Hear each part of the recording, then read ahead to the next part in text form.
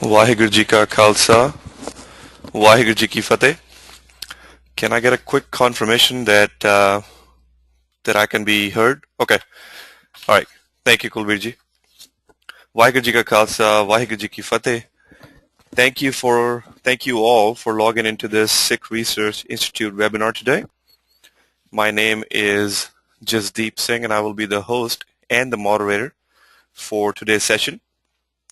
The presentation will begin shortly, but before we get started, I want to review a few housekeeping items and let you know how you can participate in today's web event. Right after, I will also be providing information about the Sikh Research Institute and Kulvir Singh before handing over the main presentation. So we're looking at an example of the GoToWebinar attendee interface, which is made up of two parts. The viewer window on the left, which allows you to see everything the presenter will share on their screen, and the control panel at the right. Within that control panel is how you can participate in today's event. So let's look at that. By clicking the orange arrow, you can open and close the control panel. From the View menu, you can also set the control panel not to auto-hide when inactive if you prefer to always keep it open. The audio pane provides audio information. By default, you have joined the webinar via mic and speakers. Click Audio Setup to select your computer speaker or headset devices.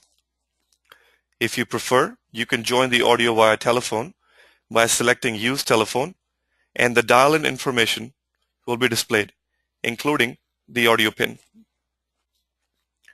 During the presentation, if you have any questions, you may send them to me through the questions pane. Simply type in your question and click Send. Kulvir Singh will be answering all questions during the QA session at the end of the main presentation. As a reminder, today's webinar is being recorded and everyone will receive an email within 7 days with a link to view a recording of today's event. If for any reason you experience any technical difficulties during the session and you can't see the main presentation, for example, then please do not hesitate to contact me via the chat panel. If you lose your internet connection or you have to restart a computer during this session, then you can rejoin the session by clicking the URL that is included in your original registration confirmation email. Finally, at the end of the presentation, Kulvir Singh will launch a testimonial and feedback window. We'd appreciate if you could take a few moments to provide your feedback and comments on how this session went and how we can improve further sessions. Now let me take a few minutes and share a little bit about Sikh Research Institute, or SIKRI. Over the last 7 years, SIKRI focused on community development through programs. Some of them include leadership programs developing visionaries, and SIKRI has trained over 3,000 people worldwide. Educational seminars stopping misinformation. SIKRI has been able to reach over 300,000 people globally. K-12 services teaching values and language skills. They have served 41 schools, 500 teachers, and close to about 1,700 students. Today's webinar is free of charge for all attendees, but not for SIKRI. If you get value out of today's session, I strongly urge you to consider donating through the website at www.sikhri.org, which is www.sikri.org. Let us begin our session today. Your presenter today will be Kulvir Singh. Kulvir Singh Gill works as a management consultant in Brampton, Ontario. He has been actively involved in his local Sikh-Canadian community with organizations such as Toronto Sikh Retreats and the Seva Food Bank. He also serves on the boards of the Habitat for Humanity, Brampton, and the William Osler Health System Foundation. Before we begin, I have two short announcements. The first one is civic. The Sikh Research Institute offers civic, a distinctive leadership development program for young adults seeking to increase their commitment towards the Sikh faith. A 2-week intensive immersion in Sikh culture, language, values and community through understanding Bani, Tariq, and Rehat held annually in San Antonio, Texas. Sessions on leadership development and community building also serve as key foundations for Siddiq. Siddiqers find that the bonds they form with their instructors and other students will inspire them towards activism long after the program ends. Home cooking in the Texas Hill Country enrich the experience. This unique learning opportunity will help you discover your inner self, build stronger relationships, and infuse the Sikh spirit. This year, Siddiq will take place from 25th June 2011 to the 9th of July 2011. For more information, do visit the Sikri website. The second thing is the Q&A protocol. We strongly encourage you to help make today's sessions interactive. 20 minutes into the presentation, you will have the ability to start asking questions pertaining to slides covered. If you have general questions, we urge you to wait until the end of the presentation. In the side panel or in the questions panel, please state your name, city, and questions. If you'd like to verbally ask the question, please do confirm that you have a microphone and address all questions to me so I can compile them for Kulvir Singh Ji. Now I'd like to pass it over to Kulvir Singh Ji to begin today's presentation. Vaheguru Ji Ka Khalsa, Vaheguru Ji Ki Fateh. Give me just a moment while I transfer control to Kulvir Singh Ji.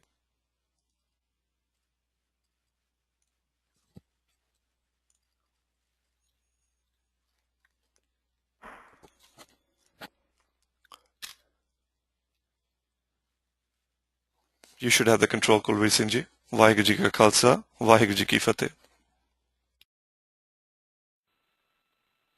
Waheguru Ji Ka Khalsa, Waheguru Ji Ki Fateh. This is Kulvir Singh, and I'm just getting the slideshow going here.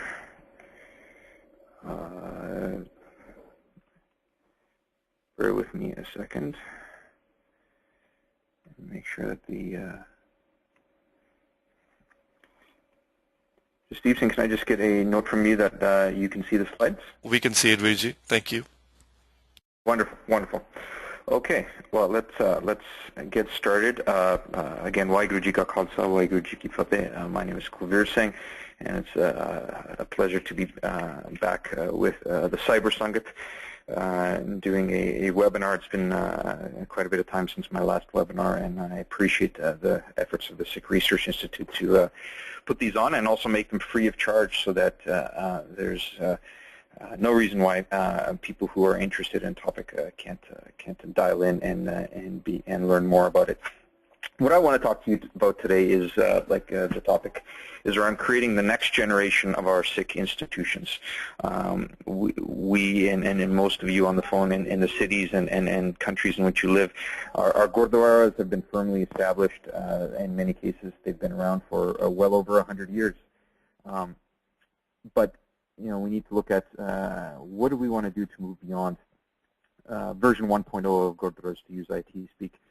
The need in our communities are so great. We look across every aspect of our community, be it from youth all the way up to seniors, settling into our new homes, our new countries, getting engaged with the communities in which we live, getting people educated and aware of who we are, celebrating our traditions, our culture, our faith. These are all things that need to be done, and we are woefully lacking in many of these institutions and the ability to do anything about them. And what I want to talk about today is how we have an example of something we've been able to start, a very small initiative we've been able to start in Toronto, but something that is grown and hopefully will be sustainable and relevant in the future, and that's the Seva Food Bank. Today I'll talk about the food bank extensively and draw upon that to make some general conclusions or general thoughts. But these are not just specific to obviously starting a food bank or doing something in Canada. Hopefully the presentation is relevant to wherever you are in the Sikh diaspora. So we'll get started from that. So the first point I'll start with is actually around what have we done? What is the impact we've made, and then how do we get there? So the Seva Food Bank has been around for 9 months since we've started, and in that time we've created an institution that has serves regularly more than 450 families in need. These are impoverished people in the city of Mississauga. They've come to our Seva Food Bank more than 1,700 times. They have received more than 100,000 pounds of food. We have had over 900 volunteer shifts recorded, and we've recorded over 2,500 hours in volunteer service so far.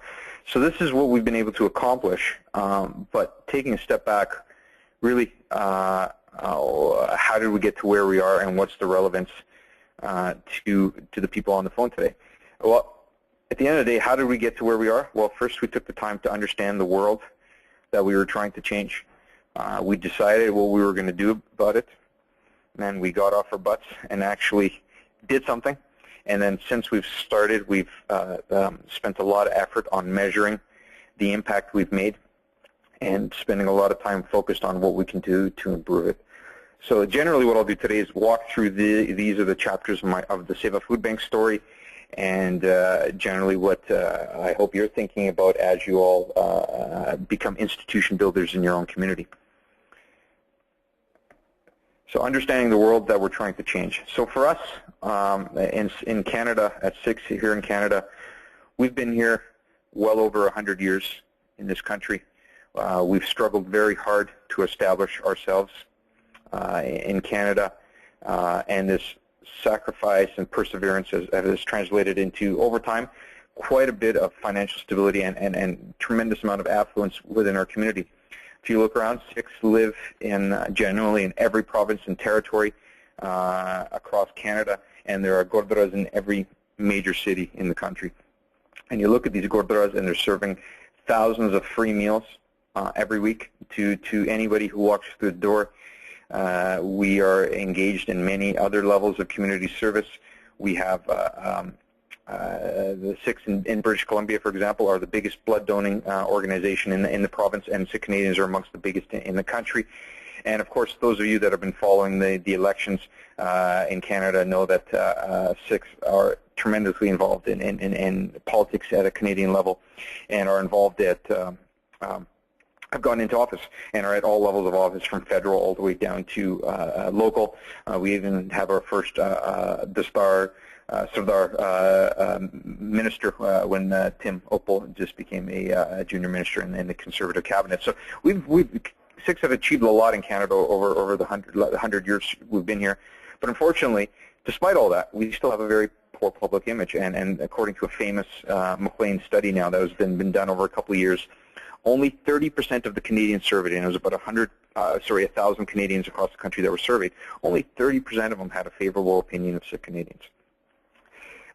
Thankfully, those of them who have dealt with Sikhs had their opinions changed to 63%. So almost 2/3 of people who have dealt with a Sikh have favorable impressions of us. I shudder to think about the remaining 37% and their perceptions, but net, I think what we can safely say is that we've not been able to inform the average Canadian about who we really are. Our problem is a little bit different than the U.S., and maybe closer to the UK, where people know who Sikhs are. They can spot a Sikh, and they know we're not of another faith. But when they ask them about who we are, what we represent, we don't always like the answer we get. And while we've done, like I'd mentioned, a tremendous amount of good work in the community, we haven't really been seen to do this good work. And we've developed a reputation in this country of people who are kind of fixated on taking care of themselves. You know, we fight the battles for our own human rights. And we do a lot of work about preserving ourselves, growing our families, growing our institutions, but we're really not seen as being actively engaged as a community. And also, we have not done a lot on the PR side. You know, we haven't really been telling our good stories either. And so in this vacuum, other people have more than willingly come in and defined the Sikh community as they see it, and according to their own agendas. And as such, if we haven't done a job and other people are doing it for us, then we shouldn't be too surprised with the results we're getting, and the survey reflects that. Furthermore, when we look at our own community, I'm trying to put some pieces of the puzzle, lay out individual pieces of the puzzle, and then I'll tie them together around how this was the problem we identified and how the food bank came together to really try to address all of these collective issues. When we look at our own community and we look at trying to build leaders within our community, I like to think that the majority of leaders are made, not necessarily born. Of course, if they're born, that's fantastic, and they're dropped from the heavens into our laps, and that is great for the community. But generally, our leaders are molded and they're shaped through challenges and opportunities. When I look at my own experience growing up in Canada and others around me, those of us that are pretty actively involved in the community have cut our teeth to say outside the community. My experiences through university and other extracurricular activities I've done have been really where I learned a lot of my leadership skills. And unfortunately, the same goes for most Sikh leaders. Not that external opportunities aren't important. They're absolutely one part of the equation. The other part is, what are we doing within our own community to really facilitate leadership development? We have at every stage, at every gurdwara, at every function, there's mention of how youth are our future. They're going to be taking over from us, and we need to be nurturing that. But in reality, very little is done to create platforms in our community that give people the opportunities they need to grow. So, there's a concern about where are our next generation of leaders coming from. In addition to that, the third piece of the puzzle, the first piece is around the perception of sex. The second piece is around leadership development. The third piece is around poverty and hunger. And this is something we've had a hard time explaining to the majority of the Sikh community, who come from a country like India, where poverty is so vast and absolute that it's just overwhelming. And when they come to North America or the diaspora, the perceptions of poverty really need to be challenged. And it's hard for people to fathom that in Mississauga, which is a suburb of Toronto where I am, 17% of people live in poverty. And the people that use food banks, their monthly household income is only $1,000. They're spending almost 80% of their income on rent. And for many clients who are coming in, that leaves about $8 a day for everything else, including food, raising their kids, everything to do with their day-to-day costs. And so you have a lot of people who just aren't making ends meet. Children are disproportionately affected by the crushing poverty in parts of Canada and in our communities. 20% of children in Mississauga are impoverished. The statistic that just shook us was that 15% of kids, so in a class of pick a school of a couple of hundred, there's dozens of kids who are coming to school hungry, not because they are late or they skipped, they woke up late and they had to run to catch their bus, but there wasn't anything to eat.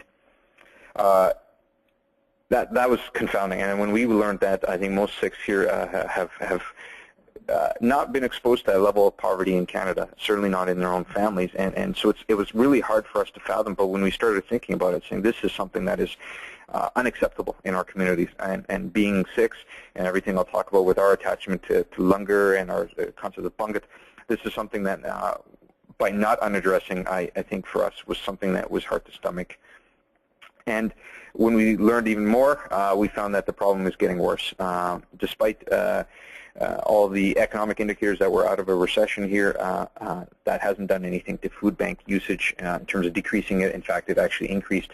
The 2010 numbers, I think, are coming in now, and there, again, it's a double-digit increase over previous numbers.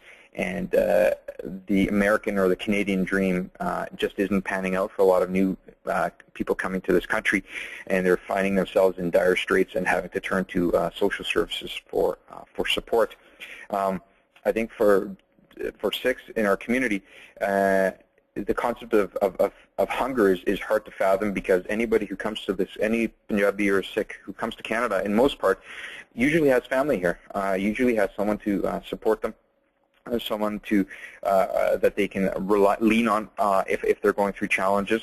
And then worst comes to worst, if anybody, we have a lot of students who are coming here now, and if they're having financial difficulties, no one goes hungry, because there's always the gurdwara.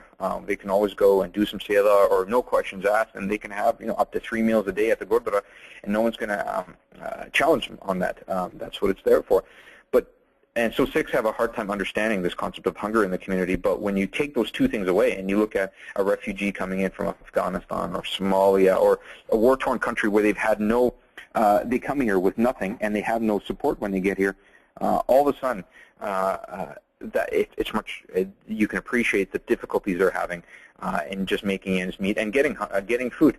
And when we've tried to explain it like that, we've found more support in our community. The problem is getting worse, but at the end of the day, fighting hunger is in the DNA of a Sikh. As much as we've maybe flipped it to shakke vandana, we're actually vandake shakana, right? The concept for Sikh is we share what we have with others, and then we're happy with what remains.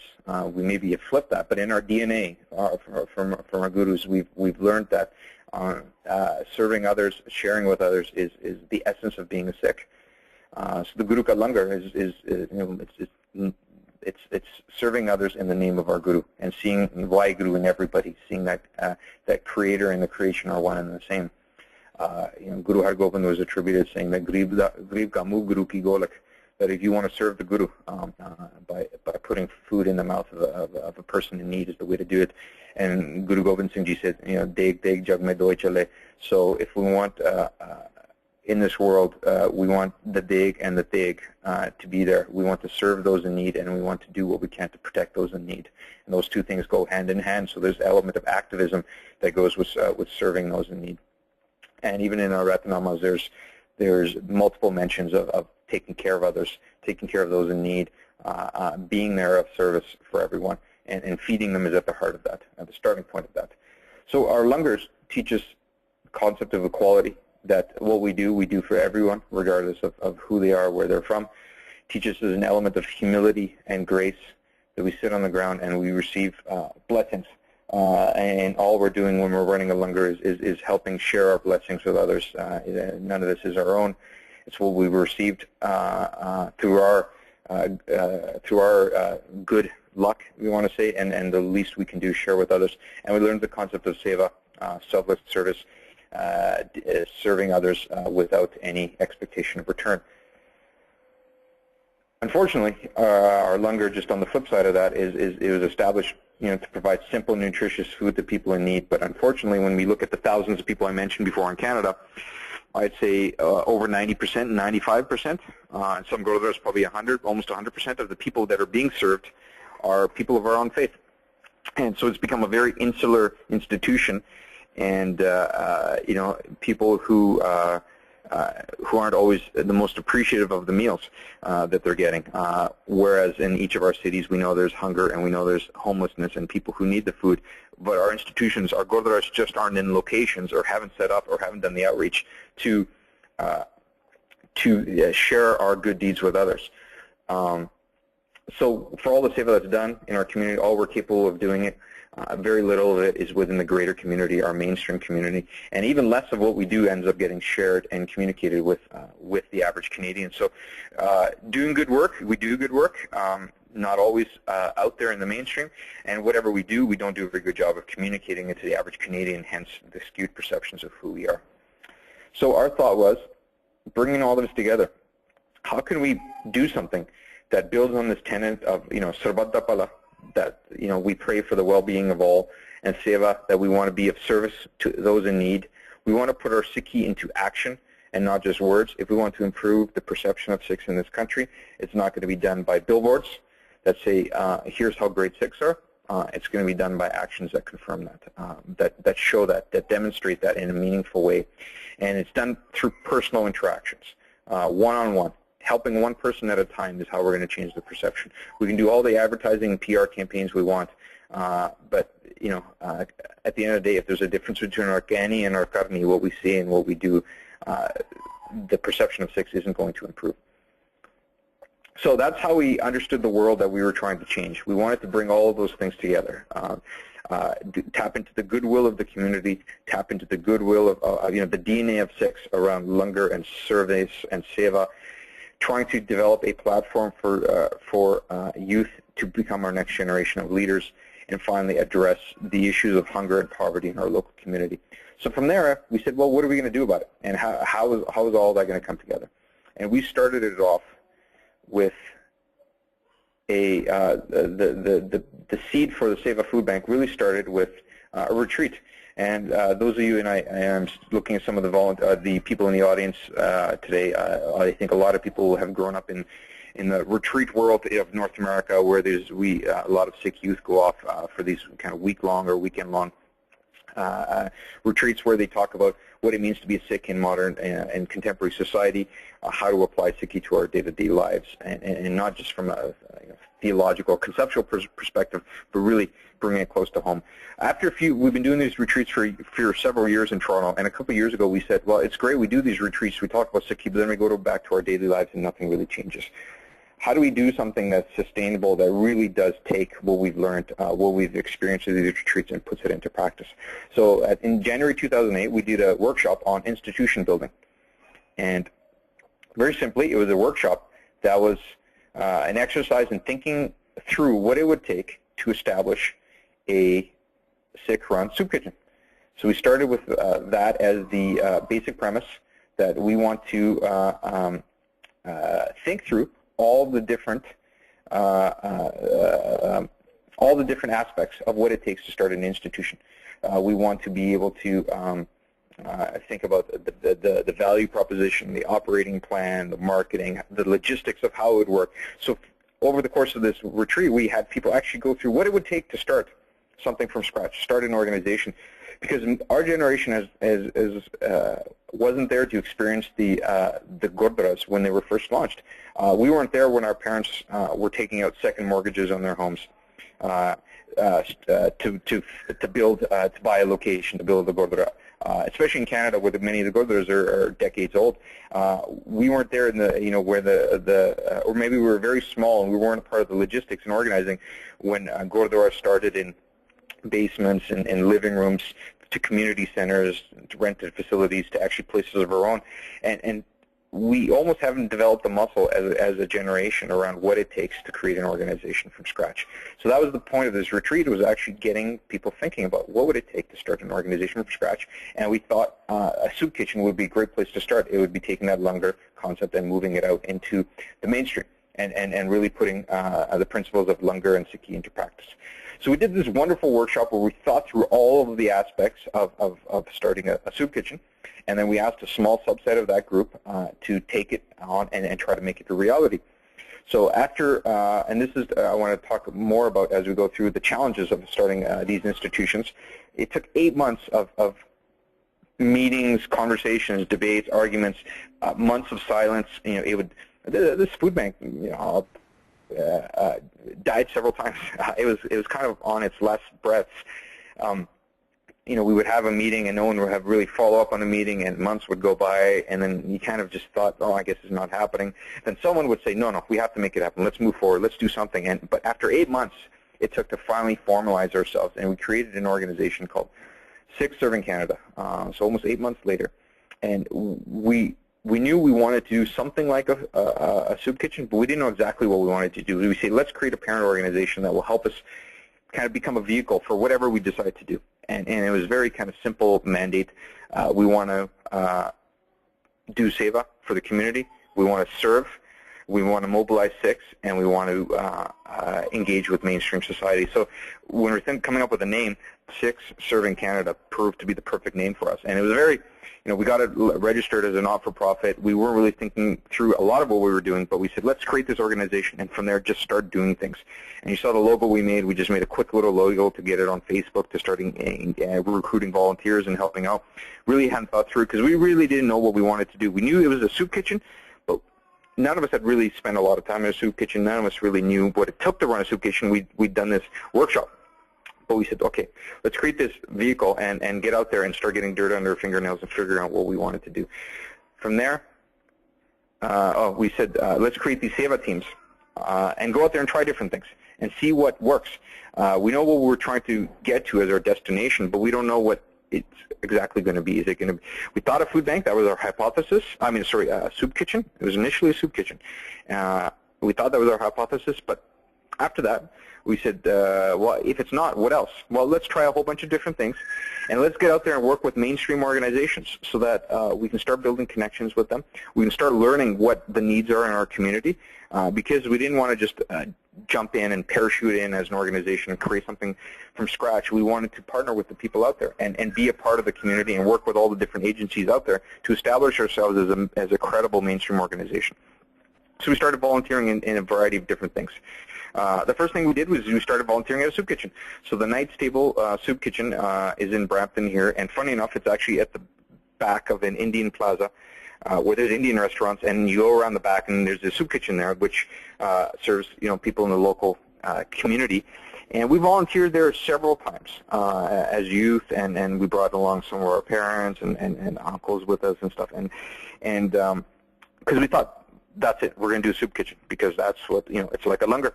We're going to serve food there. We'll be able to get, lots of groceries from the community. We'll be able to, bring on uncles and sevadars from the gurdwaras. Even we'll be able to get all the extra dal and langar and everything from the gurdwaras and be able to serve it to the local community.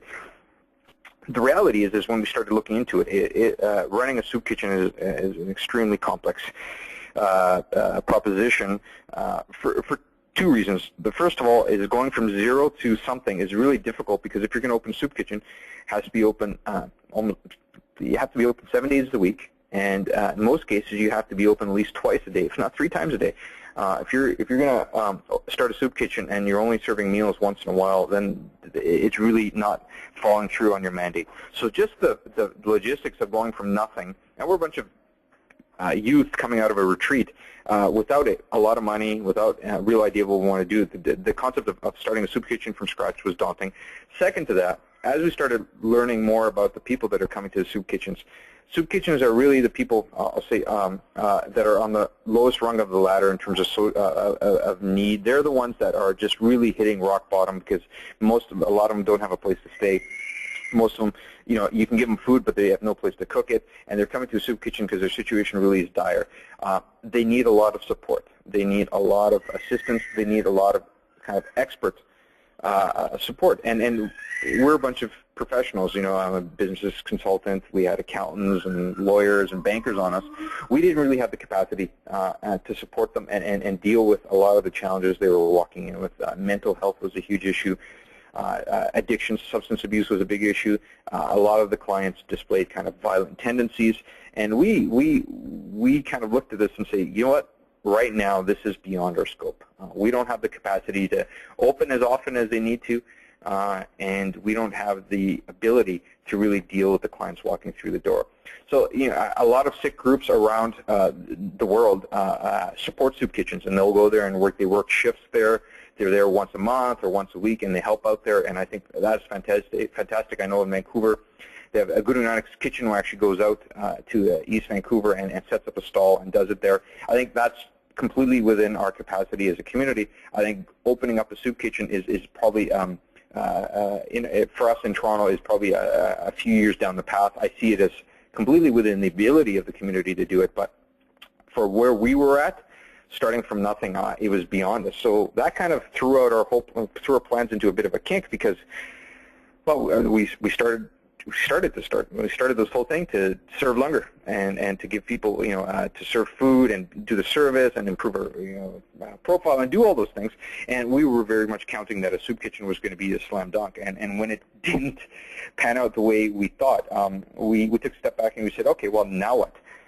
And that's when we said, well, let's start looking at what else we can be doing. And first thing we did was we turned ourselves into a bit of a volunteer corps, and we looked for opportunities where we could go out there and bring 20, 30 people and do something in a day and just go help a mainstream organization with their core mandate and at the same time develop relationships and learn about what they're doing and try to find a fit of where we could be a part of this whole mix. So we started tree planting. We did this several times, and this was great from a PR perspective. If you're in your local community and you want to do something that really turns heads, we did this several times, and Evergreen is our local environmental organization here, and we called them up, and they said, fantastic, we're always looking for people to help with tree planting, and they would do these big days where they would get a plot or a land or a side of a hill from the city and say, we need to plant trees here, and these are all urban tree planting. And we'd sign up, and we'd go there, and there'd be like teams of all these other groups there. And we'd be this group of young Sikhs that would show up and be planting trees. And it was just, in terms of helping change people's stereotypes about who we are. We were in these parks where you'd have the typical kind of suburban families coming through and kind of mainstream Caucasians or people from other communities. And they would be walking by and they see these people planting trees, and they would come closer and they'd almost do a double take because they'd see all these Sardars and Sardanis planting trees in a park on a beautiful day. And it kind of challenged their thinking around what Sikhs are about, what they do, and it made them, wow, that's interesting. And that was great. We loved seeing that. We loved engaging with people, and we got a great response from people saying, this is fantastic. Great to see your community come out and get engaged. So that was one thing that we did. From there, we looked at other mainstream organizations, and we started volunteering with the Habitat for Humanity in Brampton. And I know other Sikh groups across North America have done this. I've seen something in the southern U.S. This is a fantastic organization. I'm on the board of the Habitat in Brampton here now, and they're really trying to reach out to the local Sikh community for families to live in houses, for volunteers to work at building houses, to also helping fund houses and provide financial support. And every part of it, they want to engage with the mainstream community, and they've been advertising in the local Punjabi newspapers, and they're really trying to get out there. So this was a natural organization for us to go out there. They'd renovated an old heritage house to make it, they moved it from the burbs into town, from farmland into town, and they renovated it for families to live in. And the house was there, and they needed a bunch of people to do landscaping and just moving dirt around and stuff. And so we brought a bunch of teams out several times to just go out there and help them out and learn more about their organization and what they're doing, build more connections there. Another great organization to partner with. And then from there, we then also started looking at the concept of food was very much in our mind, and we then stumbled across the Mississauga Food Bank. And this was kind of a very fortuitous, a random email we kind of sent them, and they saying, hey, we're a group of people and we're looking to volunteer. And they said, sure, we have, we serve our clients on Wednesday nights. If you guys want to bring people here, we can set something up. So we went and volunteered the first time, and instantly we stuck up a great relationship with the people at Mississauga Food Bank, the executive director, their operations managers. Fellow here, this is Steve in the middle there, who is their the guy that drives their truck. And it was just a great informal, casual relationship with them, and we soon got into a point where we were volunteering there monthly. And it was very organic. They said, can you guys come again? And I said, sure, and we did it again. And we did it again, and then from there, very quickly, it became, we locked ourselves in for monthly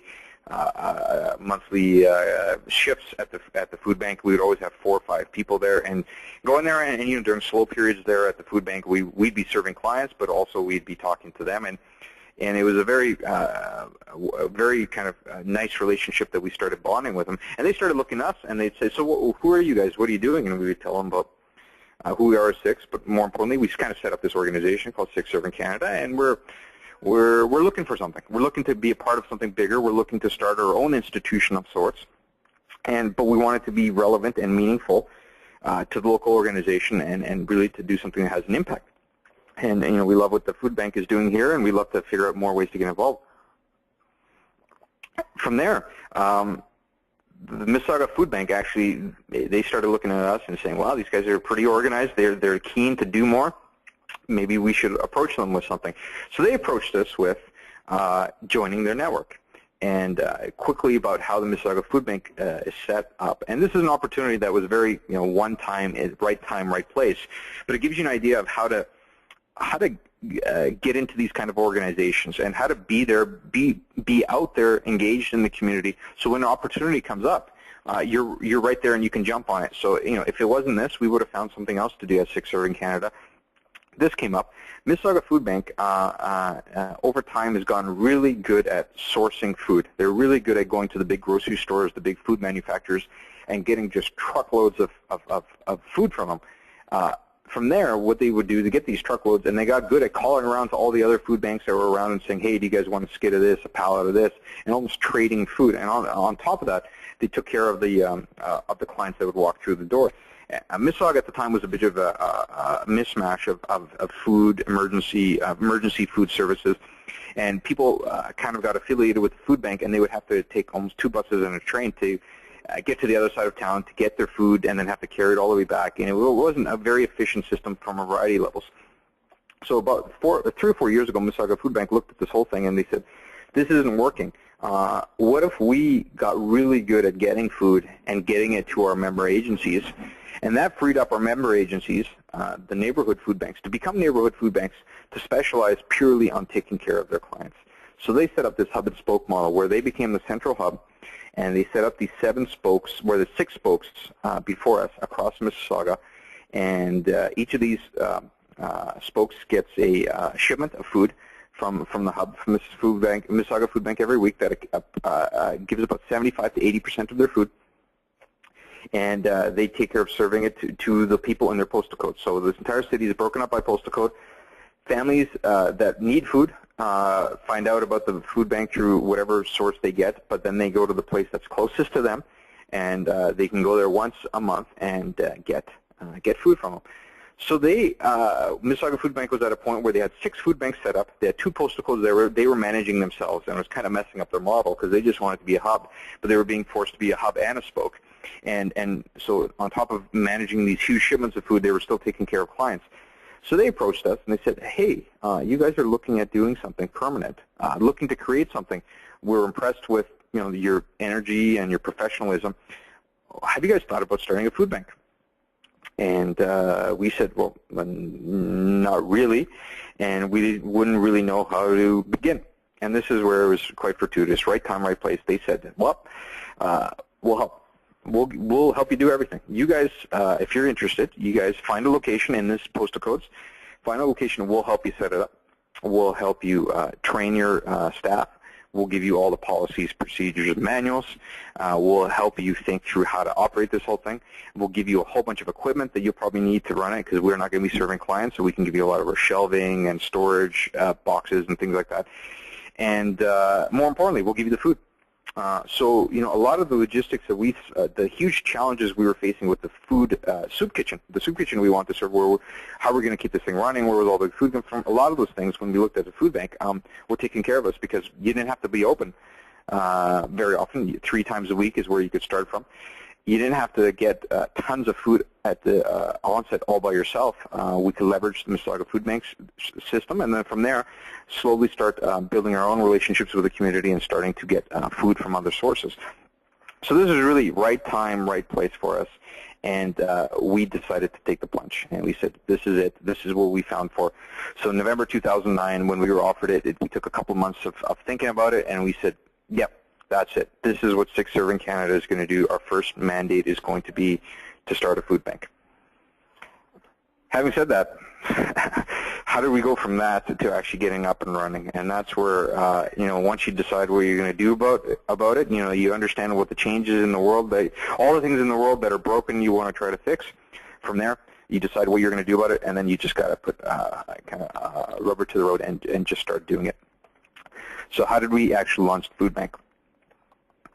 At this time, I'll open it up as well. The window's open here, and I can see the questions as they come through. You can also pass them to Jasdeep. So if there's any questions, Jasdeep, do you see any in the queue right now? No questions, Kulvirji. Okay, wonderful. No problem. Just if anyone does have questions, be it particular to the food bank, what we are doing, and then also more in general about experiences beyond that or implications for Sikhs, please chime away. I'll take them as soon as I can. So how do we actually get into launching the food bank?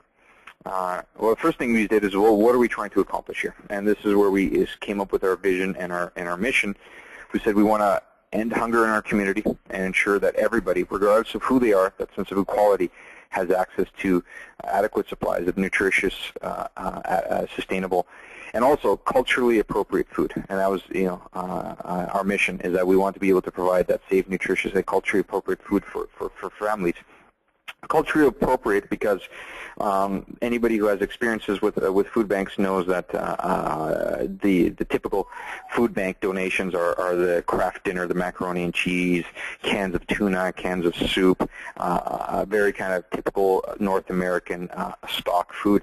And we recognized when we were looking at the demographics and doing looking at the data for the communities in which we're operating, these 2 postal codes we were taking over, the visible minority was the majority in these communities, and we knew we were going to have people from all over the world coming to us. Large number of South Asians, large number of Hispanic community, large number of Arab, Middle Eastern population, as well as kind of Asian, Chinese population as well.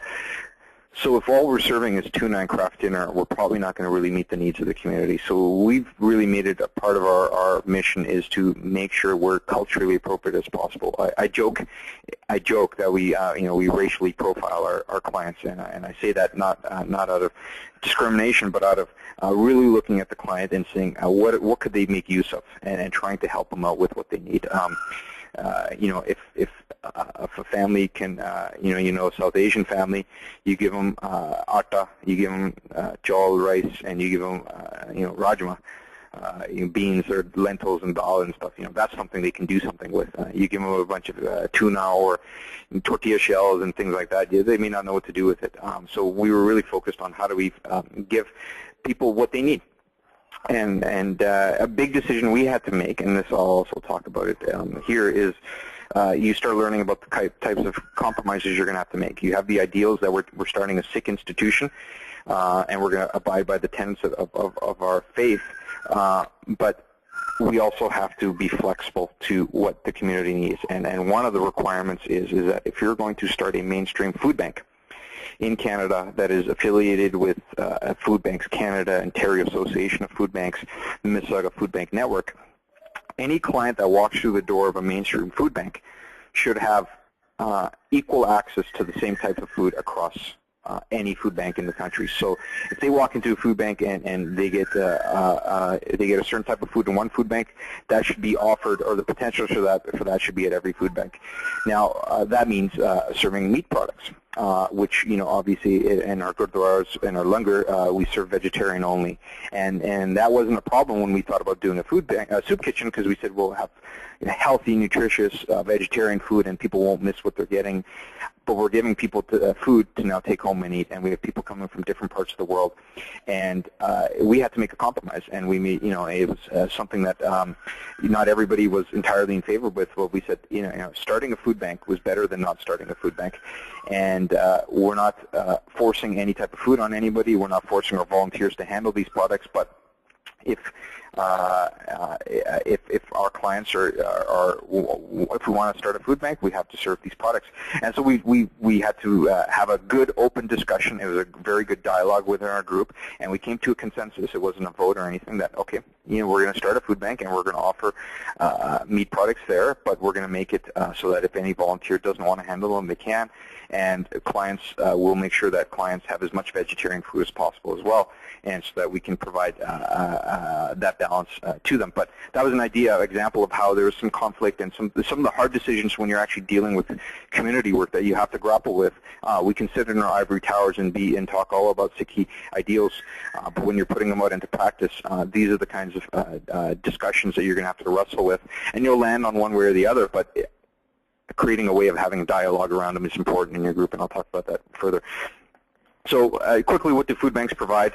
I think most of the people are probably aware of food banks, but we try to serve about 7 to 10 days worth of food. We serve anybody who walks through the door. This is kind of our Sikhi, in the fact that anybody who walks through the door gets food that day. I don't care where they live, what their need is, they're going to get food. But beyond that, once they go through a registration process, and we sit down with them, we talk about their need, and we understand what their needs are. We set them up with a membership card, and they become members of the food bank. And those are the ones that live in our local area. If they live somewhere else, we refer them to their local food bank. But once they become members, they can come to us once every month for food. Now, we serve perishable and non-perishable food, and this is really important for us. It was really important to get beyond the cans and dried pasta and things like that. So we have a row of used fridges and freezers that we got people to donate. All the fridges and freezers are sitting in people's garages and basements. We allow them to drop them off so that we could serve fresh food and produce. So we take a lot of effort into trying to serve as much fresh fruit, vegetables, milk, frozen foods, refrigerated products, so that people can generally have a good selection of food that they're getting. In addition to that, if you're coming to a food bank and you're having a hard time buying food, you're having a hard time buying everything. You're having a hard time buying personal products. You're having a hard time buying household cleaning items. So we try to stock all that. We even stock pet food. When we get pet food from people, we donate that as well. A lot of families have pets, and we want to make sure we take care of the entire family, I guess.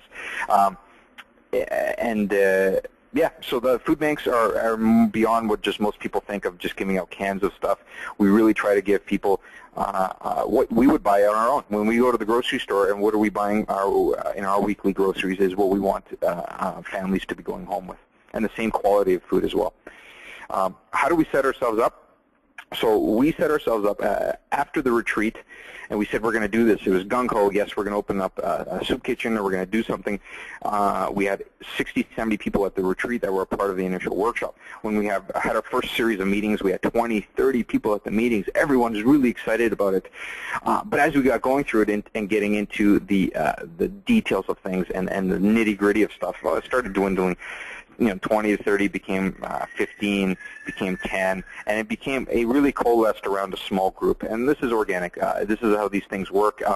People get busy with other things. People look at the mandate and they say, well, maybe this isn't what I want. But you kind of get to a group of people that are committed. And we ended up with a small group of about of 8 people originally that is now expanded to 10. But this was kind of the core group. We always had a lot of well-wishers, a lot of people who were there to help out when the need was identified. The people that came out to volunteer at certain days, help us with one-off activities. But this became the core group. The thing with this group, though, is actually it's 3 couples in the group. And you look at the picture, the couples aren't exactly lined up in there, but you can kind of tell from the names that we had 3 couples and a couple other people that became part of the team. What that meant is that obviously there's going to be some conflict of interest there. So when we created the board for Sikh Serving Canada, we said only 1 out of every married couple can be on the board, but the greater group becomes the organizing committee.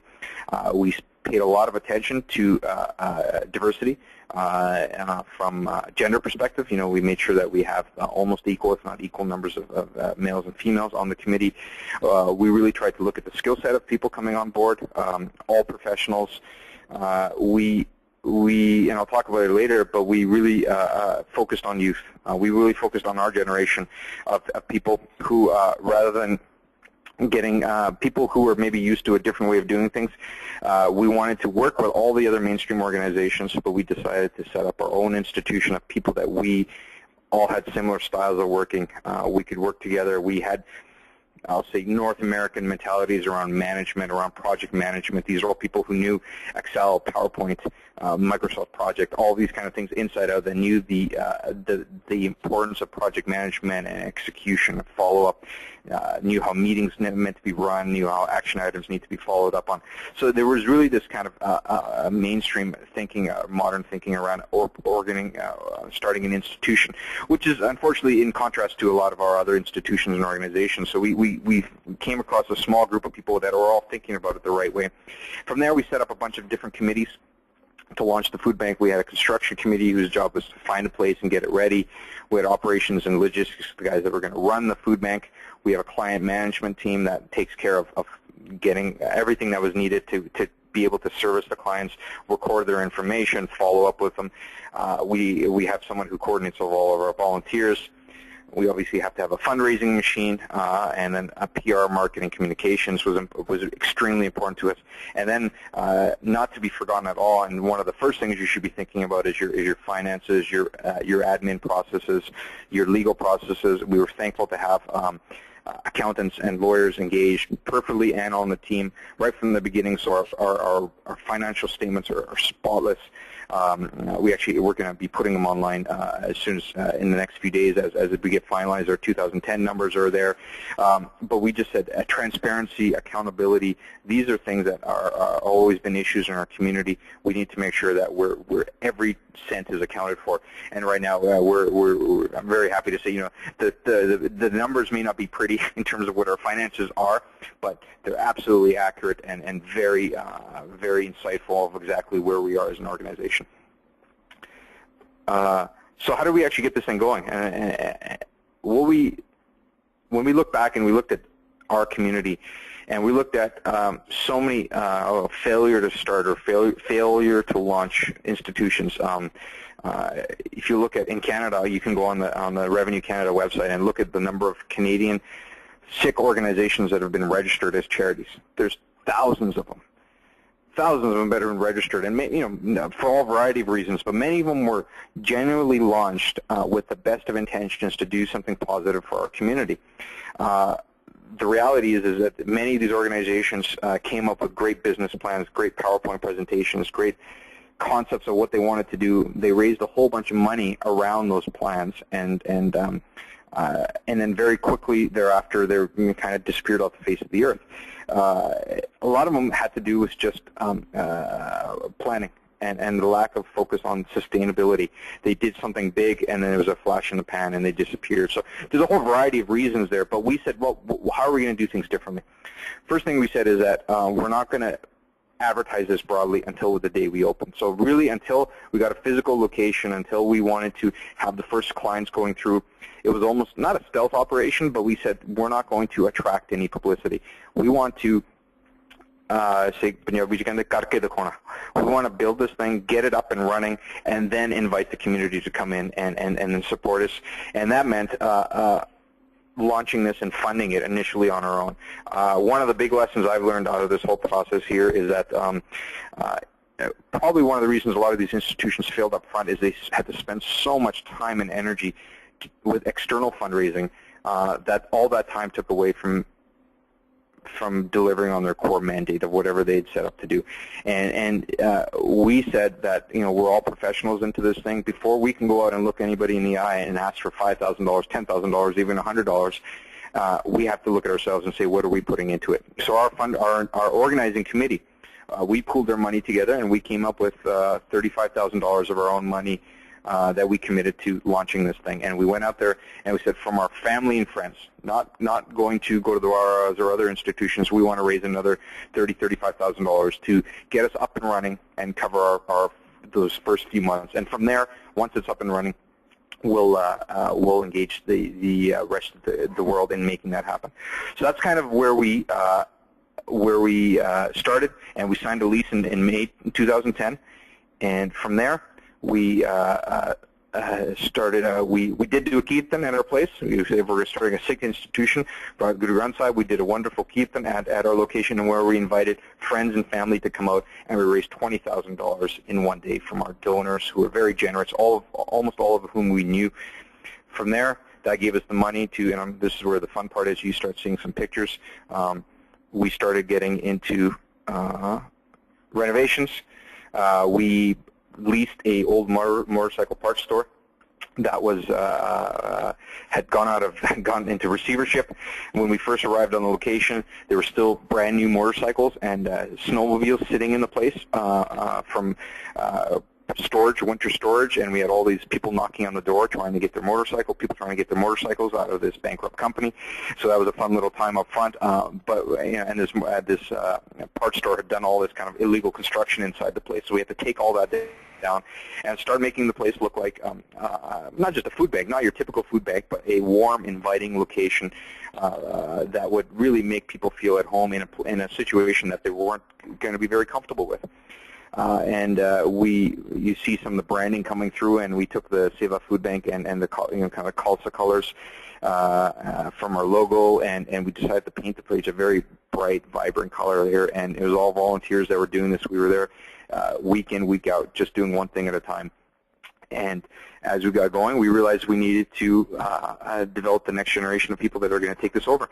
So we started doing a large number of volunteer training sessions, and there was a real focus on not just training them how to run a warehouse, but around becoming leaders and stepping up to the point where they're going to take this place over.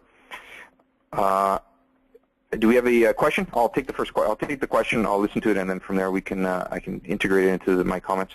Okay, Kulvir Singh Ji, the question is from Navdeep from Atlanta. He's asking, what is the typical backgrounds of volunteers? Are they mostly students, professionals, homemakers, etc.? Sure. The volunteers we have right now are Our focus was always around getting youth volunteers, young people, and I'll define young people as we have to be 15 and older to volunteer at the food bank, but 15 to young professionals. It was really kind of next generation we wanted to do because we wanted people starting at the back of the warehouse, but working their way up to the point where these guys are on the board. A thing that we internally said, and we joke about it, but there's some truth to it, as organizers, as people who have launched this food bank, we do not want this to become a personality vehicle for us as individuals, or for this organization to be affiliated with any one individual. We don't want people to say, oh, it's Falane da Food Bank. We want this to be a mainstream organization that is beyond any one individual. And the only way to do that is to grow people to take over the spots. So we as organizers or people who have launched this thing, we've said to ourselves that if any one of us is still involved in this organizational in a meaningful day-to-day way 5 years from now, it's a failure of our leadership of succession planning of getting the next people up and running. Of course, we're going to be involved, we're going to be well-wishers, we're going to be supporting in different ways, but we can't still be running this place because that means we haven't nurtured and developed the next generation to come up and take over. We have people of all ages coming in. We have, kind of uncles and parents of kids coming in.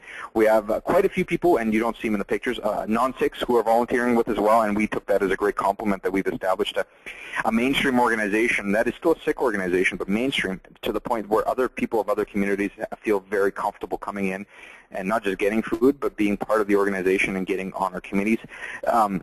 The name Seva Food Bank actually came from a German friend of mine who is a marketing expert, and when we were trying to figure out what to call the food bank, because we wanted it to be a combination of a Sikh institution, but a mainstream organization, and we didn't want to, unfortunately, scare anyone away with our look and feel of the place. So, and we were coming up with names. We're on Wolfdale Road, so we were thinking Wolfdale Food Bank, or Mississauga Food Bank was already taken. And I was explaining to my marketing friend around different ideas and different names, and she said, "Well, talk to me about different concepts." And I talked to her in length about Seva and how that's intrinsic to our community, and that's really what we're trying to put into action. And she goes, "Well, why don't you just call it the Seva Food Bank?" I said, "Is that all right?" "That's fine." She goes, "It's perfect. No one else knows what it is, but it's an important concept to learn. And if you're South Asian and if you're Sikh, you're going to be drawn to it right away." That's where the name came from. The logo itself actually came from another non-Sikh friend of ours who I gave a whole bunch of icons to, a bunch of Sikh images to, and I said, "Help me put this into action." And so he looked at it, and he was intrigued by the khanda, but he put a spin on it. So again, the khanda, the floral, for a non-Sikh, it looks like just a floral design that just is a nice little icon.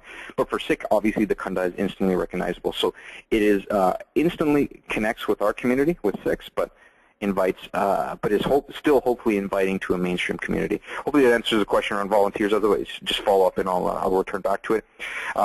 So just getting into the fun part here, on September 1st, we got everything up and ready, and we had our first shift. We started with an ardas. We got the place stocked with food, and the people you see at the bottom right-hand corner are Chris Hatch, the executive director of Mississauga Food Bank, and Don Pilar, who's the operations manager, who've become great family friends of ours. They're from the Mississauga Food Bank, and they were there for the first day to help us launch it. We launched it on the 1st, and then we invited all the VIPs. The volunteers that were there on that first day shift. On the 9th, we had our grand opening where we invited all the dignitaries. On the 9th is when we opened up our doors to the community, and that's for the 9th is when we put out all the press releases. We invited all the politicians, the media, all the well-wishers, and everybody out there, and we said, now it's up and running. We've had our first shift. The place is full of food. Now come and share with us and share in our kind of collective joy and blessing and thankfulness to Waheguru for making this happen. We did an ardas. Then that day, we had all the politicians. Those are the Canadians on the line. Probably will look at many of them and snicker that many of these politicians are no longer in office. But they're all there, and of course, they're going to come to this great news story.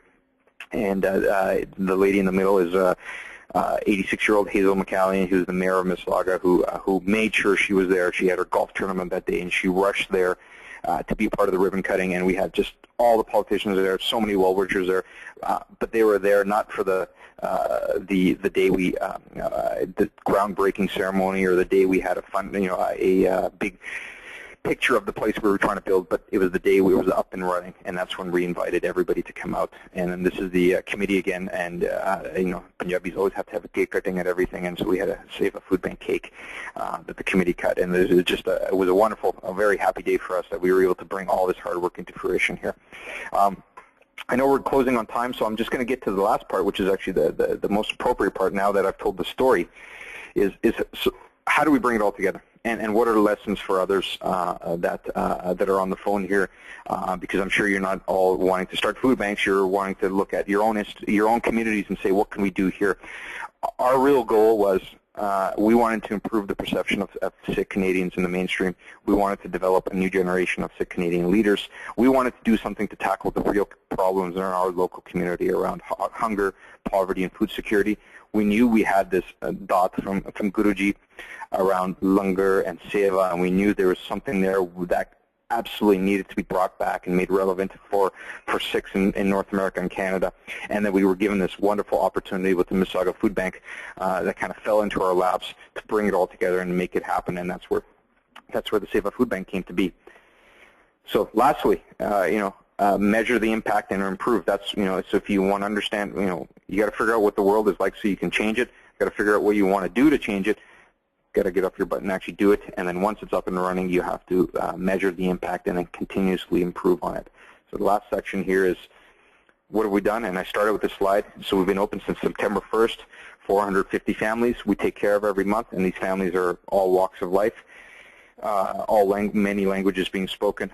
They've come in more than 1,700 times, so not every family has to come every month, but we're there for them whenever they need it. We give out about 15,000 pounds of food every month, 10 to 15,000. It increases as our volumes are going up now. And we have, I'd say, less than, slightly under 100 volunteers who are dedicated that come with us. We have people who, our minimum is that a volunteer has to volunteer at least once a month, but we have people who are regulars that are there every month as well, and over 2,500 hours logged. We've involved the mainstream community, the Punjabi community, the Sikh community here.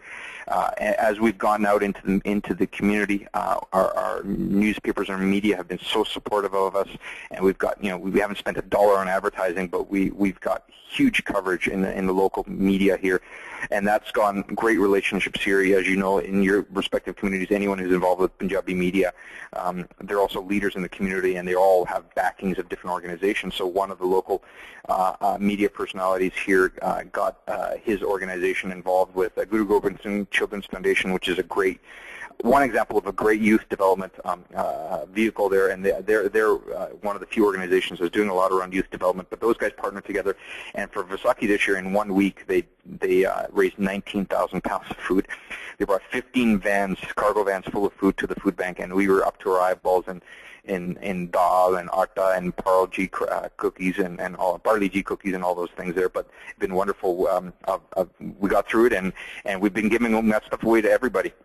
And we're finding many of our clients are new Canadians, and if they're coming from a different part of the world, they probably know how to cook. They're not like our generation, which is used to more food assembly or takeout dinners or whatever, rather than making it from scratch. So doesn't matter where in the world you're from, getting a burra, a bag of jawal, and a bunch of beans or just basic raw material staples is the necessities of life, and you can bake with it. So we have people from every community taking the atta, which is fine. So we know now we can get even more donated, and there's no shortage of atta in our community. But we've engaged the community like that. The next project we're launching next week is a Grow a Row campaign, which is around every Punjabi family I know has, with any elders at home, has a garden in the back, and pretty quickly they end up growing so many toriyan or karele or tomatoes that they don't know what to do with, and so we're saying bring them to the food bank. Families who come to us don't even have enough money for fresh produce, and rather than giving them cans of veggies, why don't we give them fresh stuff? So that's another way we're trying to reach out to the mainstream community. Question? Yes, the question is from Manjeet Singh. Do you have any full-time staff too, or it's all volunteer-based?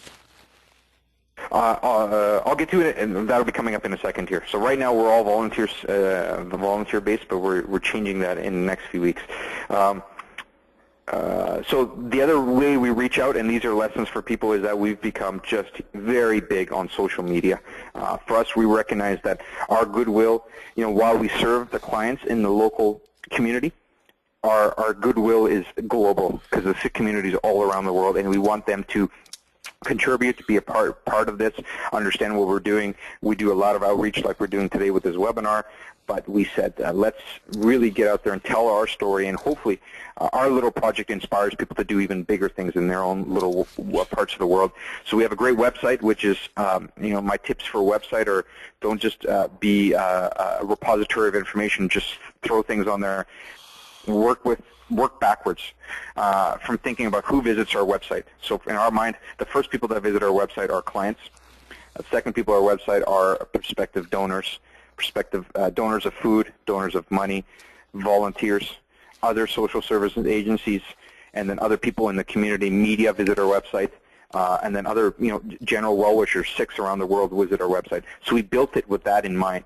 So there's sections there that are very easy for people to get to. We made a rule that in general it shouldn't take more than 2 clicks to get to the answer. Websites that are just buried to find anything, no one has the time. People just give up. We use Google Analytics to track everything that comes on our site, so we know what country, what city people are logging in from, what sites are getting clicked on. And if you're going to do institution, you have to put your name on it. There's lots of websites out there that don't have any name. They're anonymous.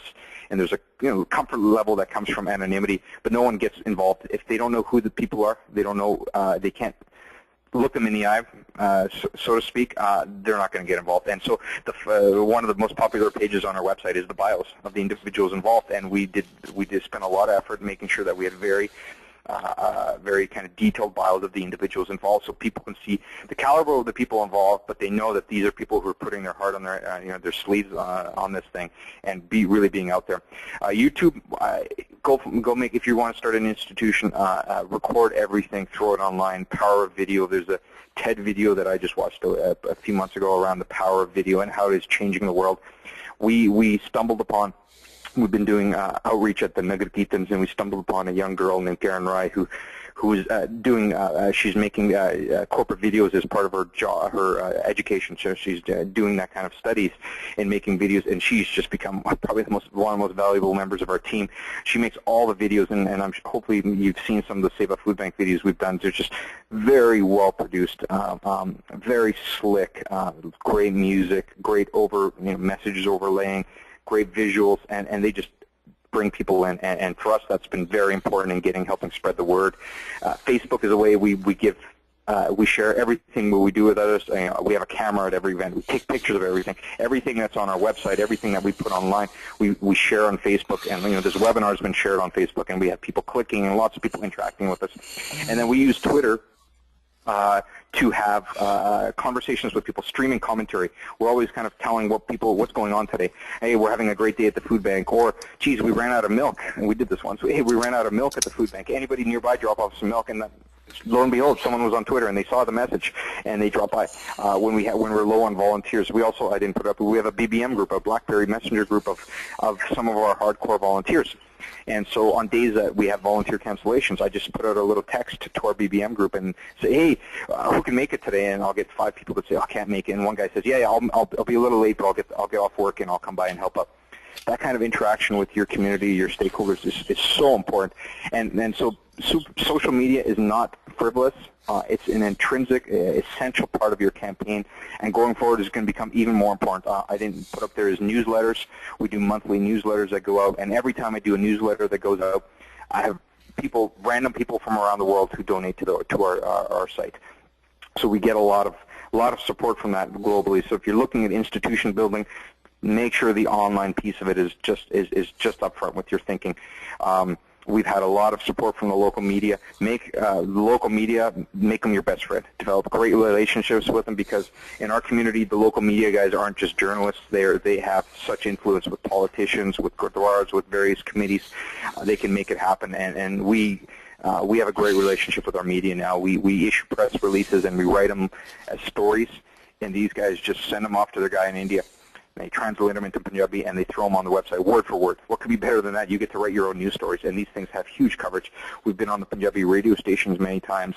The Punjabi TV stations, we're on all of those, and so we've got great friends from there. On top of that, we've also been engaging more and more with the mainstream. We're in Mississauga. We're not in Toronto, but the Mississauga newspaper, we have good relationships with the people there. The local Rogers cable television channel, we're on there as well. So we're engaging with the local community, the clients we serve, but we're also getting the message out across the greater Sikh community.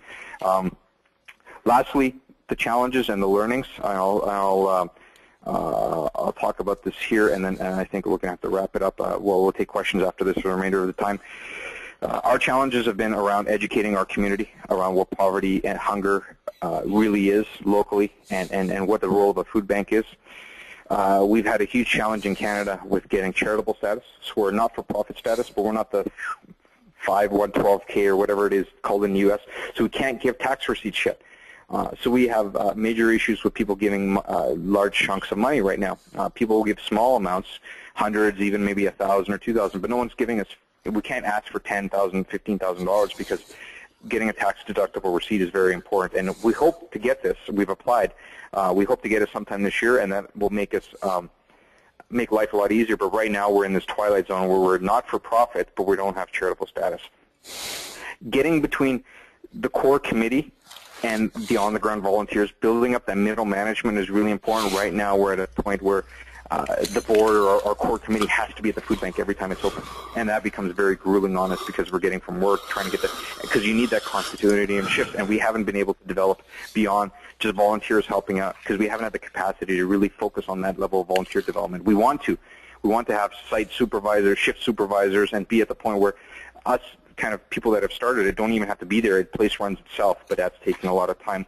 We're still not cash flow positive. Our budget is about $5,000 a month. We're getting there. And we did a fundraising dinner just a few weeks ago, raised $15,000. But on a month-to-month basis, we're not quite there yet. Hopefully that changes. We're already spending a lot of time, and one of my big paranoias is how do we grow beyond just the first few individuals? How do we avoid this becoming Fulana's organization? This needs to become bigger than any one of us. And then challenges is staying neutral and making sure that we are there to work with anyone who wants to join us in the fight against hunger. On volunteers, right now we're currently one of the only volunteer-run food banks in the GTA, so we depend exclusively on our volunteers. And we found that just because we're doing a great thing doesn't mean our volunteers are going to be engaged and committed. You really have to spend a lot of time on volunteer engagement. We actually went out and found someone who is an expert in volunteer engagement with the Canadian Cancer Society through a contact, and we spent a lot of time with them revamping our volunteer orientation, our volunteer training. There with volunteers, it's the heart, then the head, then the hands. You have to get people to care about what you're doing, care about the families, care about the mandate. That's the heart. You have to get them thinking about what you can do, thinking about what their role will be, and then you have to get their hands involved. You actually have to get them engaged and actually doing something there, and it's in that order, and that was a long lesson, hard lesson we had to do. Thankfully now we're just got a grant for our first employee.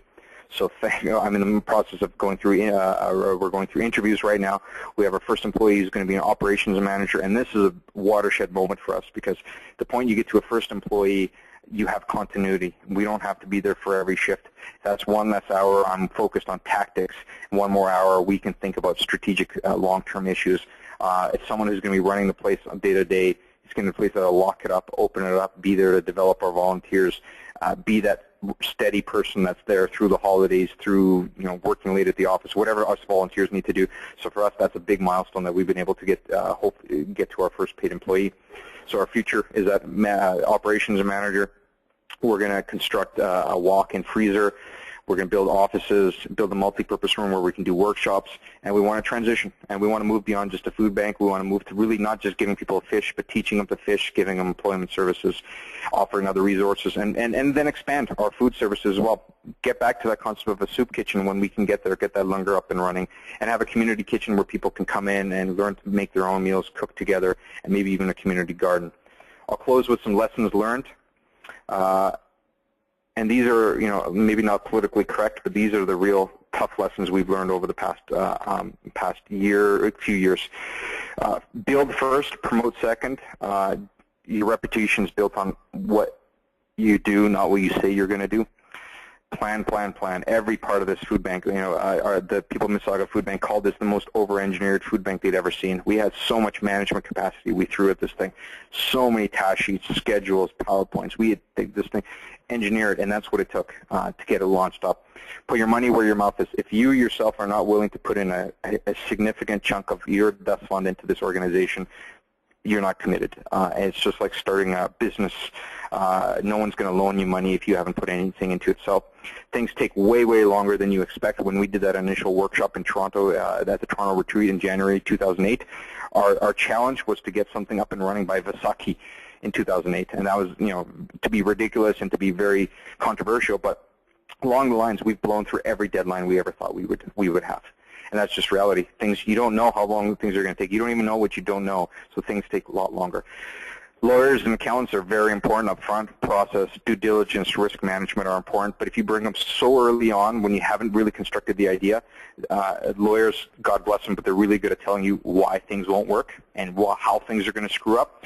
You need lawyers, and we have a wonderful lawyer on board who tells us how to make it happen. Here's what it would take to make it happen. And that's the kind of mentality you need, but you need that real process in there. Measure everything, and that's so we have all these stats, and that's why I can communicate them, because we measure everything we do. And lastly, become uniters, not dividers in the community. With the food bank, we're trying to be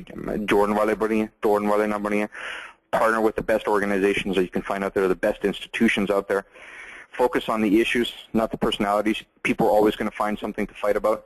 You're always going to drop old rivalries, grudges against people. You need to look beyond that and say, well, let's work with that group, because this issue is so important. It's bigger than any one of us. And we need to find ways to mobilize both generations. The first generation, our parents' generations, come through, has a lot of josh, I'll say. They have the ability to mobilize people, ability to raise huge amounts of funds.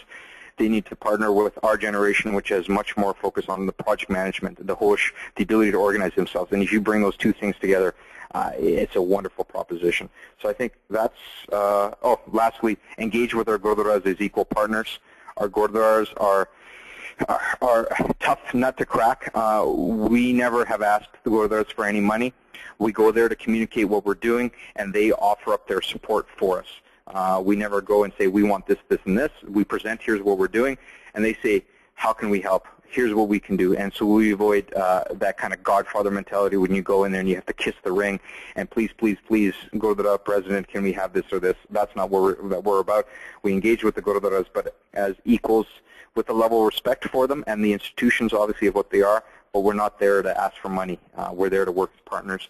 We make it very easy for the media to cover us, and then finally, come up with a brand and a name and something that connects with our community but invites the mainstream community to be a part of us. So that's the tour of the food bank and how we created an institution here in Brampton, in Brampton, Mississauga. I open it up to any questions now, and I apologize for taking all the time with my talking. Kulvir Singh Ji, at this point in time, we don't have any more questions. Okay. I guess we can wait. I know we are over on time, so maybe we can just wait a minute or two for questions, and then I guess we can close at that point, right? That sounds good. Lastly, I'll just mention a few points and just interrupt me whenever you can. So I encourage everybody, I didn't put it here, our website is sevafoodbank.com. All the links to everything are there. And I encourage you to go through, see the videos, and steal. Steal everything we got. Imitation is the sincerest form of flattery. We'd be honored if we want, maybe change the name. Seva Food Banks might be there, but come up with, do something better than us. Find something that you've done in the community or you see a need, and take from us as you will. We're an open map. We'll give you everything we got to help start this thing. Half of what we were trying to do is do something in the community that others can say, wow, those chumps did that, we can do way better than that, and show us how it's done. Is there a question there from Kulvir Singh and Navdeep? Yes, and the question is, was there any opposition to what you were doing? This is from Kulvir Singh, be it from your own community or others. Sure. Opposition, not really. We had a lot of naysayers, about people saying, well, you know, what are you doing taking care of people here, or aren't these other causes, fill in the blank, aren't they more important than doing this? So we had a lot of that kind of stuff, and we had a lot of people say, what are you doing spending all this money opening up this institution? Why don't you just go to the local Gurdwara and start it there? They have lots of space and things like that. So we had people kind of providing unsolicited advice there. You know, we all took that in respectfully, but for us it really was, we had to set up a separate institution that was independent of any other group there to maintain that sense of neutrality, to maintain that sense of working together with anyone. And we spent a lot of time coming up with an issue that everyone would be on the same page for. I haven't met anybody in our community or externally that is for hunger. Everyone is against hunger. And for us that was important because a lot of the other issues where we try to mobilize ourselves around our own internal divisions kind of bring us down. And we said, well, let's put those aside on this project and find something that we can all unite on. And hunger and focused on families in need and hungry kids is something that was a real mobilizer for us. Okay, the next one is more of a comment than a question from Navdeep. He's saying that thank you for sharing the vision and details that you've shared. And that's pretty much it. And we don't have, actually Mandir Singh also commented thank you and thanks for Kulvir Singh Ji for an amazing insight. With that, I don't think we have any more questions. Okay, well, wonderful. Thank you to everybody who joined in and listened today. I think is there one more question before we wrap up? Yes, there is a question from Harbanslal. Is there a way that langar is made into langar plus food bank so that Sangat is involved, better supported financially? Maybe I can interpret the question better. Is there a way that langar is made? Plus, is the food bank, how do you actually involve the Sangat into the food bank so that it can be supported financially a little bit better? Yeah, so I think what we're doing now is as we are making inroads into the community, we're finding that people are very happy to give. I think awareness was one of our big challenges up front, and how do you, without an advertising budget, how do you get people to know about it? But as they are finding out, we're having Gurdwaras who are saying, please have a box here, have a bin, set up a bin in the main lobby of the Gurdwara and have it here, and you guys can, people will donate food. And we've had that at one of the Gurdwaras where people just fill it with food consistently. When we've been doing at the Nagar Kirtans, we set up a table and people just come and give us money. I was on one of the radio shows talking about our dinner that was coming up, and it turned into an impromptu radiothon, and we raised almost $3,000 in an hour on the show. So we are opening up to the community as people are finding out about it. It is there, and so the challenges I have around cash flow are, I think, are more temporary because we don't have the charitable status. But as we get up and running, and this is my faith in Guruji and our people and in our funds. No deserving cause will ever go unfunded. I think if you have your act together, you have it well planned out, you've taken the time to create the partnerships, the good relationships with others, you are really delivering value for the families in need, and you are accountable and transparent. People in our community are looking for good causes to give you. Lok akke hoya with the status quo, the desi way of doing things. People want our generation, younger, anyone to step up and do things professionally in a way that can highlight the best of the community. And I think if you do that, and you got out there and you spread the word. So do good work and be seen to do good work. The support will be there for you. Okay, it's 12:38. I think maybe if you can make some closing comments, that'd be great. Otherwise, we can start wrapping this thing up. Sure. And I apologize for taking more of people's time, but thank you so much for listening in. To contact me, you can contact me through the food bank and my own communications at sevafoodbank.com. You can send that, or you just send a message to any of the emails at the food bank. I'm involved in our outreach, so the communications and PR front, so I'll get any message that you send my way, and we're more than welcome to share any of our comments, thoughts, this video with you. And hopefully today our little initiative here in Canada and Toronto inspires you to do something within your own community to really mobilize the Sikhs and do something good in your local neighborhoods. Thank you. With that, Waheguru Ji Ka Khalsa. Waheguru Ji Ki Fateh. Vaheguru Ji Ka Khalsa, Vaheguru Ji Ki Fateh. Thank you, Kulvir Ji, for that awesome insight into what you guys have been doing in Brampton.